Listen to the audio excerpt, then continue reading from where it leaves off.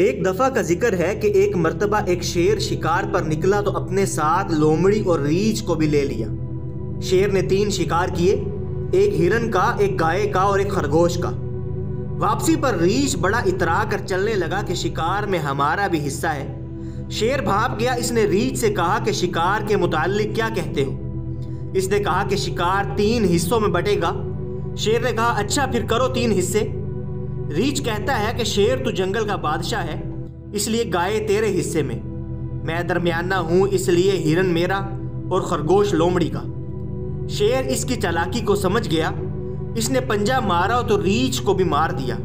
اب لومڑی سمجھ گئی، چالاک جو ٹھہری، اس نے سارا معاملہ سمجھ لیا۔ اب شیر نے اس سے پوچھا کہ بتاؤ تو کیسے حصہ کرے گی؟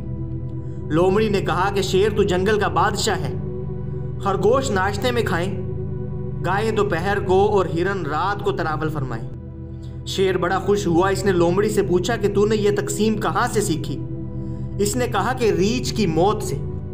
مولانا رومی رحمہ اللہ فرماتے ہیں کہ اے غافل انسان، تو بھی کچھ موت سے سیکھ جا۔